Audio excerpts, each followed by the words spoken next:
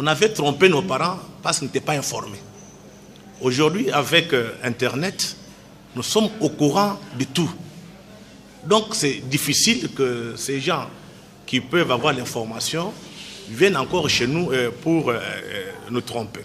Et vous savez, dans l'histoire du monde occidental, il y avait l'Église qui trônait, qui disait qu'il y avait toute la vérité. Et les jours où on a inventé l'imprimerie, le pouvoir de l'Église s'est effondré.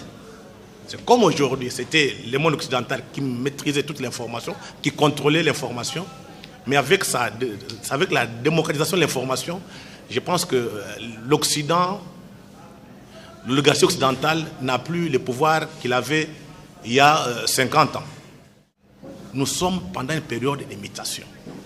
L'Occident qui était le seul à imposer sa vie, sa vision, sa culture, son économie, est en train de tomber pour laisser la place à d'autres puissances. Vous avez la Chine, vous avez le Brésil, vous avez l'Inde et d'autres qui émergent. Donc l'Occident n'a plus le monopole. Nous, en tant qu'élite, nous, en tant que citoyens, d'abord congolais et africains, nous devons chercher par quels moyens il faut tracer notre propre voie. Au lieu d'attendre que les Chinois nous libèrent, ou bien les Brésiliens, nous devons nous prendre en charge. C'est une occasion unique. Il faut savoir saisir cette occasion. N'attendez pas l'aide de l'extérieur. N'attendez pas les gens qui viendront nous dire non, il faudrait prendre les armes. Actuellement, la guerre, c'est la guerre de l'intelligence. J'ai fait passer un documentaire sur Télé 7, la guerre sans limite, je pense, oui, avec la Chine. Ce n'est plus les armes, c'est la tête. Donc nous devons nous armer d'abord à connaître, à apprendre. Ceux qui auront les connaissances, ceux qui demain vont quand même avoir un mot à dire dans le monde. Et notre élément, c'est les nouvelles technologies. Je disais, demain, ceux qui vont parler, ceux qui vont produire les portables, ceux qui vont produire des téléphones et d'autres matériels sur base de nouvelles technologies. Ceux qui vont maîtriser ça, ceux qui vont demain avoir droit à la parole. Or, nos amis, beaucoup de amis occidentaux, sont encore dans la logique de prédation. Demain, c'est le commerce. Il faut juste vous préparer. Au lieu de pleurer, d'attendre le développement d'ailleurs, il faut qu'on se prépare pour être compétitif.